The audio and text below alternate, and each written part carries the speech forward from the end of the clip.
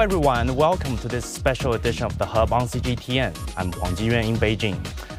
We are at the site of the International Forum of the Overseas Studies on Xi Jinping Thought on Socialism with Chinese Characteristics for a New Era, Changes Unseen in the Century, and the Governance of China.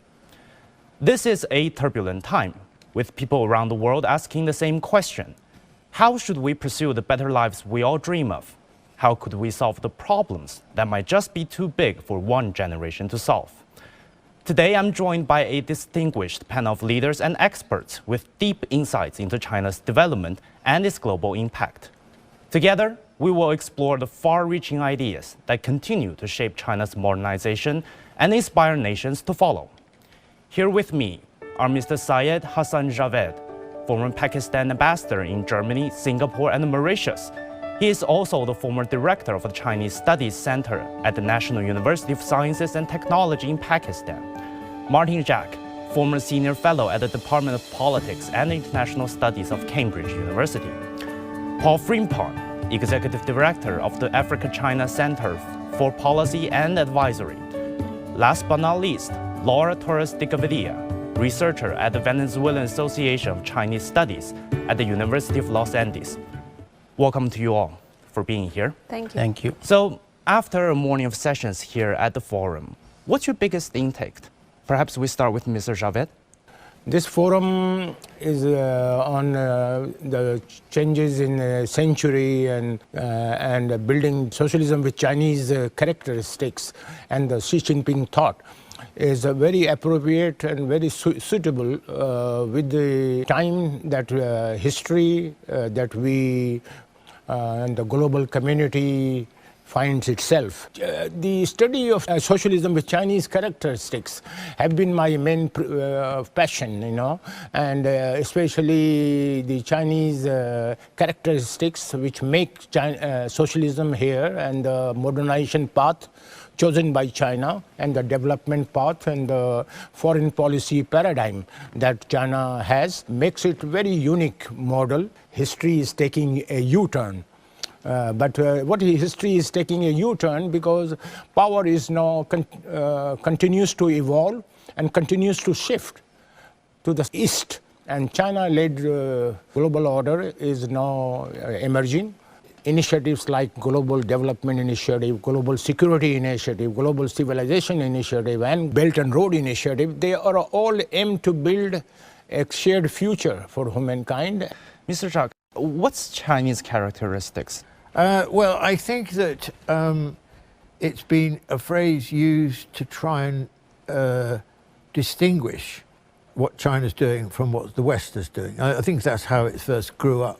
Personally, I don't think what's happened is that for a long time China was still operating on the ground of the West because the West was dominant, and this I think speaks largely of the reform period up until Xi Jinping. But we're in a different situation now. I mean, China has made extraordinary advances, and in foreign policy, for example, the foreign policy is very different from not just the foreign policy previously, but also unrecognizable for the West. Why? Because it's based, I think, on Chinese experience, Chinese history, Chinese concepts. And this, I think, is very exciting, because it's this which is opening up new possibilities in the world for a shift in the nature of global governance. Mr. Frimpong, what does this title, Changes Unseen in the Century, mean to you and to the Africans? Yes, thank you very much for the opportunity. I believe it's very profound, and it takes us to a point of reflection and to give us opportunity to look back at what has happened, what used to be, and what's happening now. Now, as in the context of Africa, beginning of the century, of course, Ghana became the first country in Southern Africa to get independence in 1957, which is about 70 years thereabout. And so, if we look at that period, in the last century, what used to exist, post-World War II and the kind of systems that used to exist, you're talking about a period where Africa was going through the political independence struggle period. Ghana started in 1957, other countries followed. So you can imagine what that word was, in the last century before, things have changed now. I mean, China itself, as we've mentioned by previous speakers, about where China was, from the century of humiliation to the opening up and the reforms in the 1978, 79. So if you juxtapose these two scenarios, where Africans was going through the independent political struggle, China's own reform and opening up, these are things that we should reflect upon to know that, okay, where the world used to converge actually shifted and it's changing. And also it gives us the chance to reflect upon these changes and ensure that these changes align with the current realities that we have in our world today. Ms. Gavidia, what do these changes mean for the Latin Americans? Well, I think that these kind of changes represent an opportunity to learn from. Because, and in the case of Venezuela, for example, we have still a long way to learn, to get better, to recover our economy, to just be better in general. And I think that the Chinese example is one of those where we can learn from its modernization model that does not follow a westernized model. And I think that's very important to highlight, as it teaches us that it's not the only option to follow. And perhaps Latin America in general should cover or just direct their gaze at these kind of options that exist. Because most of the people, since we're in Latin America, they tend to follow only the Western news, the westernized models. And these kind of opportunities and models and initiatives that the Chinese government has put on the global scene and arena, I think we can learn a lot from it. Facing the unknown is always difficult. In a world in turmoil, it's easy to lose orientation. But when the storms come, we have to see the possibilities. Reinvent. Find new opportunities. Discover a path forward. CGTN. See the difference.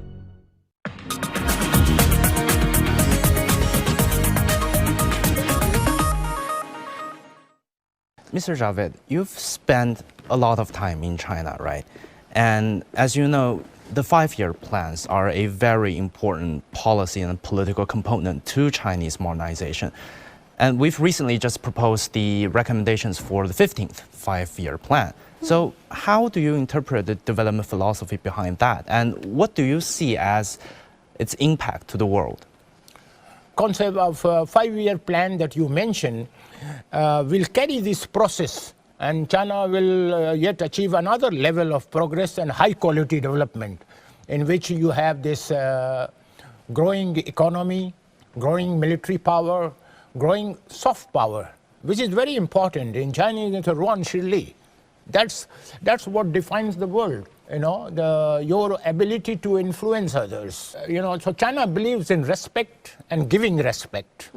So I think your 5-year plan is going to be in terms of eco-civilization, building eco-civilization, a great model of in terms of inclusiveness, and already you have achieved in eradicating poverty. Your model is going to be much closely studied by the rest of the world. Speaking of Chinese influence, as you may know, China has been a leader on that front. We've been proposing a lot of policies to help the world in terms of green energy, electric cars and all that. Right. But during that time, we've also faced a lot of criticism. People accuse China of commodity dumping, through the Belt and Road Initiative, pushing out this sense of neo-colonialism. So, Mr. Jacques, what's your response to those criticisms? Well, on the question of global warming and so on, I think for a long time the criticism was, look, China is emitting more and more carbon dioxide, and now the situation is that it's by far the biggest emitter of carbon dioxide. So China doesn't really believe in taking responsibility for that situation. It was blamed for using coal because it's very coal, has been very coal dependent and so on. But I think that argument's now turned in a very big way, because China is clearly very concerned about environmental questions, but specifically on fossil fuels and so on. And it's now adopted a specific target in relationship to where it wants to be, which is the first time he's done something like that. But the other thing is that if you look at green technology, then China is dominant in all the three key areas: solar panels, wind turbines, and electric vehicles. And I think the whole atmosphere now has changed in relationship to China. More and more people around the world see China as the global leader. This is an extraordinary change, I think, in a relatively short space of time. Speaking of other people's shift on China, I recently read an article in The Economist, and I want to quote to you. It says, even if climate change is not your priority, you should be excited at the prospect of cheap, abundant, clean energy and its promise to improve billions of lives in developing countries. The world needs what China has to offer. It should take it. Now, I can clearly remember that just last year, people won't say that about China. And since you mentioned China's capability to deliver results, but to me, China has been delivering results for quite some time. So why do you think there's that shift in such short span of time? I mean, I know this article that you're referring to in The Economist very recently, and it's doubtful that they would have said something like that 3 or 4 years ago.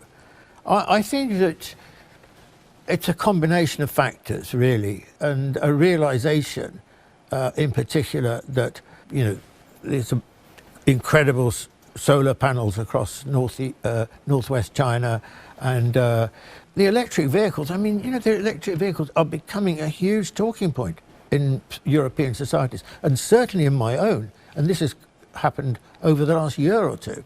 And there's been this suspicion about Chinese things. But the average person now says, well, you know, I look at a Chinese EV and it's very well made. It's got the latest technology. It's very well built. You know, what's wrong with it? I'm going to buy one. That was as a typical mentality. Now, that's another form of communication between China and the ordinary person in the street in a lot of European cities and so on. So I think it's a cumulative effect which is shifting the kind of the global zeitgeist, if you like, including in the West, in favor of China. Mr. Frimpong, what does China's capacity to deliver mean for Africa and for your people? I mean, both in terms of climate issues and other issues.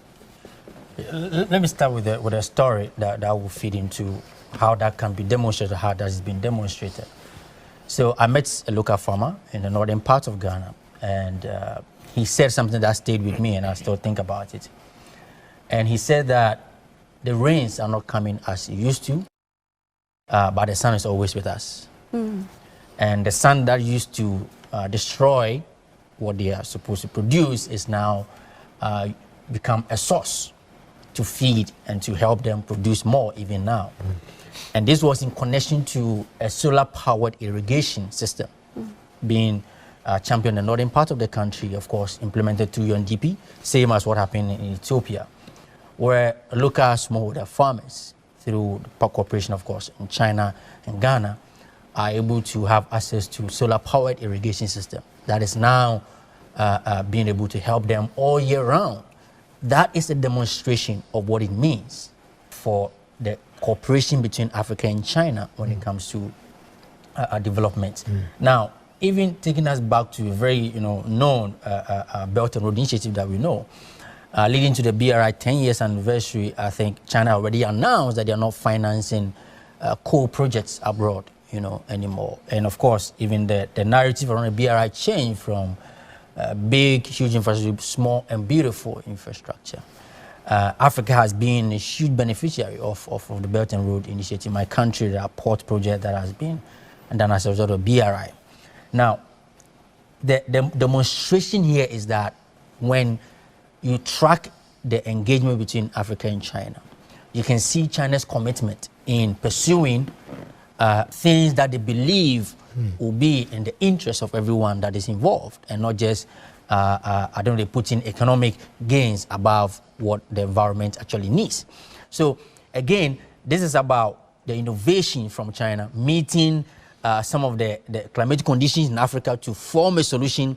So usually when the sun is rather going to be the one that is going to destroy, our livelihoods, rather being combined with the Chinese innovation to actually create new opportunities for us. So for me, I think that level of commitment and realization that we can leverage on what each other have to be able to meet economic needs, but also protect the environment is very exemplary for all of us to appreciate. And hopefully there will be more opportunities for Africa and China to cooperate on the green development agenda.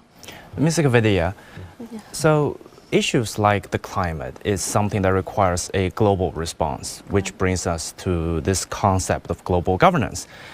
And I believe I'm speaking for everyone here. Right now, global governance is under threat, right? We're celebrating the 80th anniversary of the UN, but UN is being challenged on multiple fronts. Right. What do you see as China's role in today's global governance? And more importantly, how does China have the capability to inspire nations? Well, I think that through the initiatives they have put together, these global initiatives, they have come together to create these spaces where, like he was saying, the BRICS, the CELAC, all these kind of spaces bring the states the opportunity to let their voices know the development needs and the perspectives of governance. And I think that these kind of groupings and initiatives are highly valuable, positive, and advantageous if taken in the right direction. Right now, because global governance requires communication between states, and that's not happening very smoothly these days. We have changes that just happen overnight. So how do you see China's development philosophies facilitate communications between different states, different cultures, and different people? I think that the philosophy of mutual understanding is a key word in there, because if there isn't any sort of communication between each other, there won't be any mutual understanding or linear understanding at the very base. So I think that this message should be more taken into account from the state level, and just follow these kind of examples that can be done, because I know that we are in an era of protectionism, that it's more like closing doors instead of opening them up. And that's why I think that this message and initiatives of, for example, a community with a shared future is so important, as well as this shared and mutual learning and mutual understanding, which I think it's so valuable and worth mentioning through every single intervention that states might have in all these forums.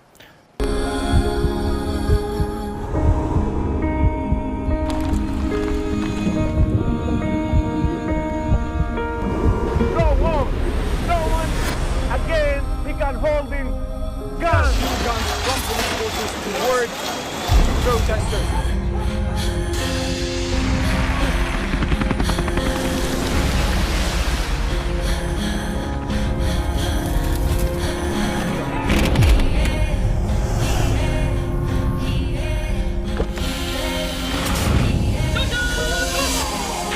Were you worried about your life at that particular time? Not at all. Excellency, thank you very much for your time. What is your assessment of the state of the continent today? Africa has the potential to power itself. Excuse me.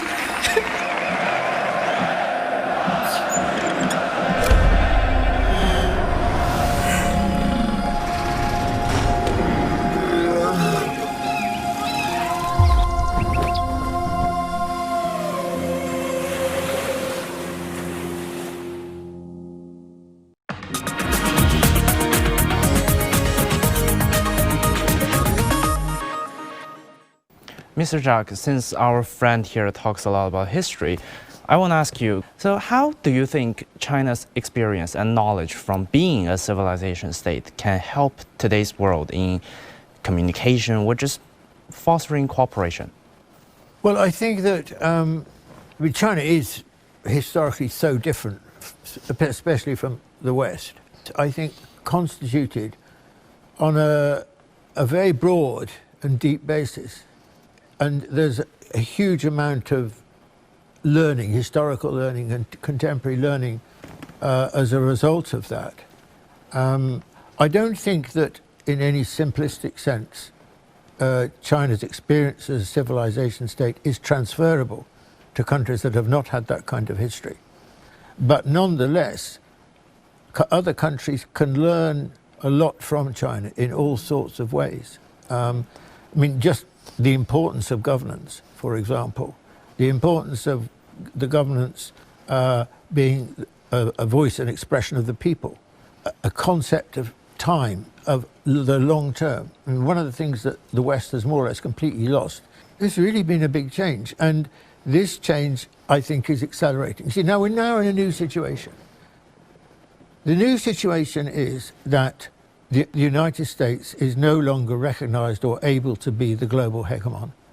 This is going to be probably about 20 years or more, 30 years, could be, a very long crisis. What's the nature of that crisis? The nature of that crisis is the end of the US era, the end of the Western era, and the rise of a new era based on China and the global South.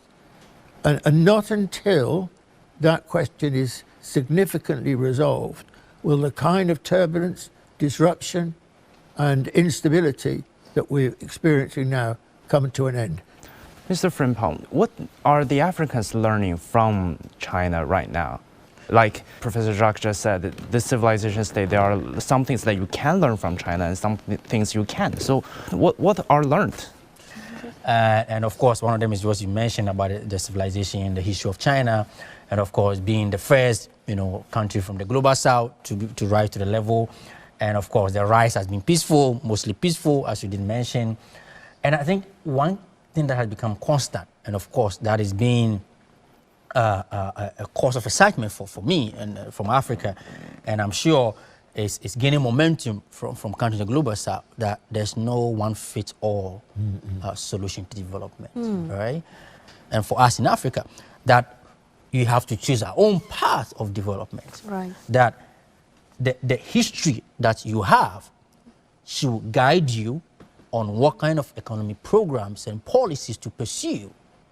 At the end of the day, it's about putting people at the center of your development. And that's what Xi Jinping's thought is all about. Even by extension, when we talk about self-reliance, people-centered development, of course, mutual respect. Now, even on the context of some of the ideals that is being shaped, that shaping China's own path, like people-centered, self-reliance and all, these are all even foundations of some of the key philosophy that has been a part of Africa's own journey, like the spirit of Pan-Africanism, or the foundation of Pan-Africanism, that we want self-reliance, we want territorial integrity, that we want to champion our own development. These are all the key tenets of the Pan-Africanism. There's one other philosophy called Ubuntu, I am because we are. It means that we are each other's keeper, that we need to respect each other, we need to look after each other, right? That when there's chaos here, I'm not safe. When my neighbor's house is burning, I should be going to help my neighbor than to sit aloof and think that it doesn't concern me. So I believe these are all inspirational success stories from China that can inspire. That's what it means for countries in the global south.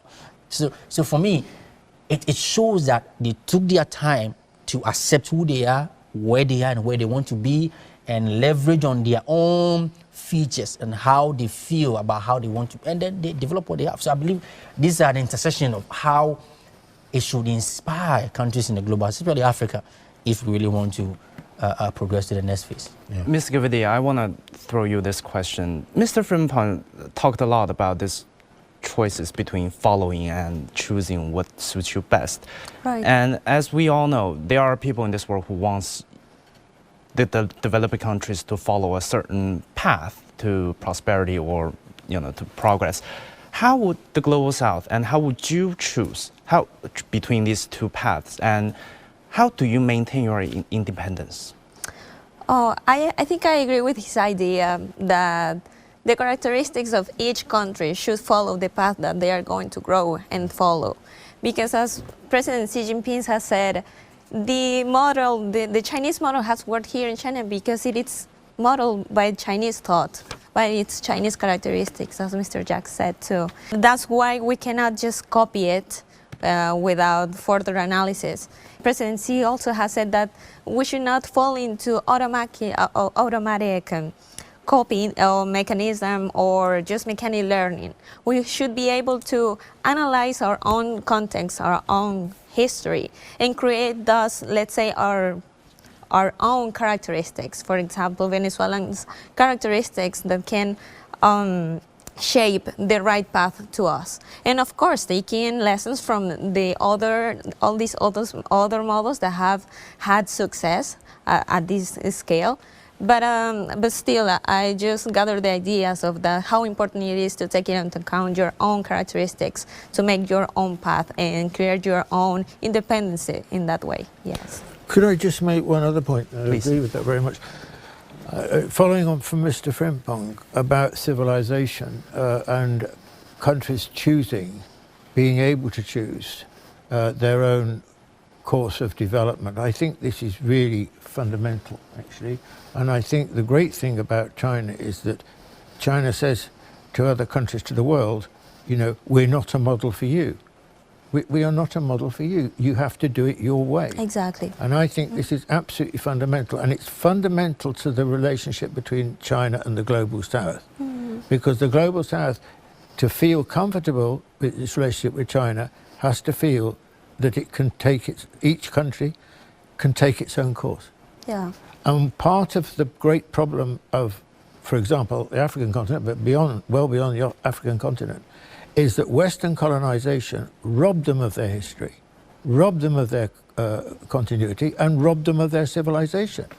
So part of the whole question of modernization for the Global South is to rediscover, renew, and connect up with their own history, their own traditions, and their own civilizations. And I think this will be a major theme of the next 50, 100 years. Well, thank you all for being here and for all the deep insights into China's development. And as you can see, it's been a lively round of discussion and people are still trying to weigh in at the end. But this is going to be a topic that will remain for discussion for a long time to come. Thank you for watching this special program. Our coverage continues on CGTN. Bye now and take care.